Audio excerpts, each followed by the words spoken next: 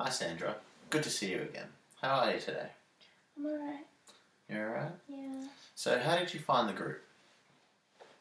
That's what I came to talk to you about, actually. Yeah, in regards to what part of the group? I don't actually want to come anymore. Really? So Yeah. what's your feelings on that? Like, why are you feeling that way? Well, it's just very daunting having to walk into a room and express everything that I'm thinking and everything that I've been through to complete strangers. Yeah. And I just don't think it's going to be very good for me. I just don't think I'm going to get anything out of it. I can completely understand why you feel that way, but like being in a room with strangers telling your deepest, darkest things, like these terrible things that have happened to you that you feel like you want to get out, but like I think it would be beneficial for you to keep going because these people in the room that you feel don't get it have gone through very similar situations to you. You'll feel that they know what you've been through, and that's the whole point of the group, is for you to feel that connection and normalize what you've gone through. Not normalize, but feel that you're not alone in the situation. So, like with that, do you think you would give it a go to see if they've got the same kind of thing? No. No? What makes you feel that? Because it's just scary. Like, I don't want to go and talk to them. I just don't think that it's right. Well, you don't have to talk. This is the thing. You can be, I think being there and listening can be very beneficial to you. Like, you don't have to be an active, like, participating in the talking and stuff to be a part of the group. You can sit there and just take in everything everyone's talking about, and I think that would still be very beneficial to you. Is there any other things to that you feel problems in the group? Yeah, I feel like it's a very dominated conversation.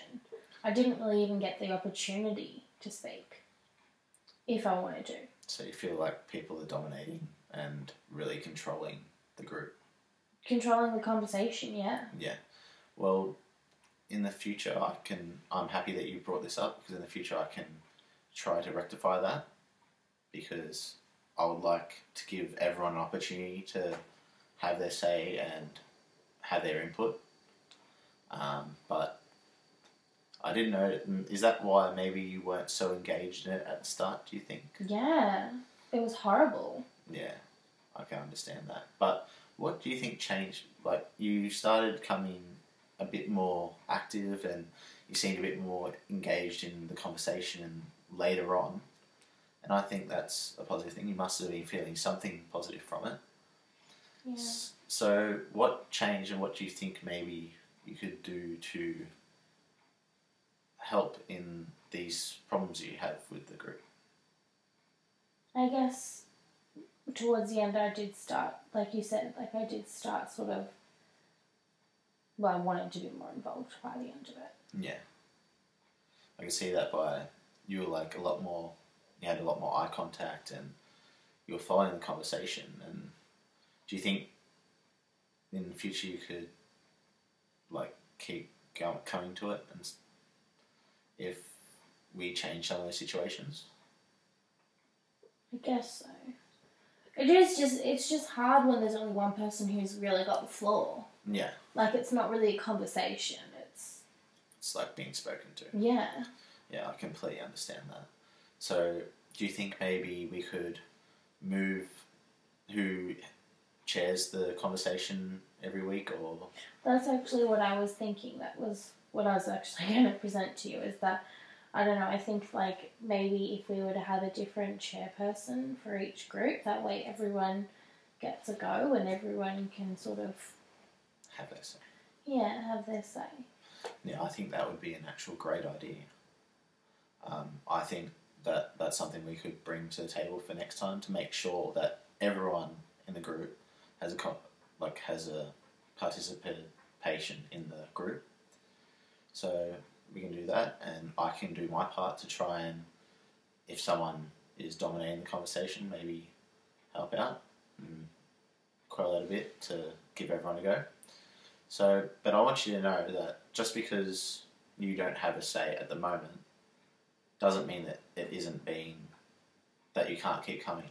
Like, if you don't feel positive, like, you don't feel that you want to be a part of it next week, like, talk and share, you can still actually be a part of that. Like, you don't have to leave the group because you'll still get positive things from it. Hearing what other people have gone through, and even if it takes to the last week for you to share and be a part of it, that's okay. But do you feel like if we rectify these situations, you'll give it a go? I think that would make it a lot better. Because, yeah, I really want this to work for you, and I'd really like you to keep continuing it, because I think we can get some great results from this if you keep coming. So I'll see you next week. Yeah. Awesome. Thanks for bringing this up to me, Sandra. It actually is a great help. And maybe after next week's session, we can have another talk and see how you feel about it. I think that'd be really good. Awesome. Thank you very much for coming, and I'll see you next week. Thanks, Michael. That was 6 minutes and 20 seconds.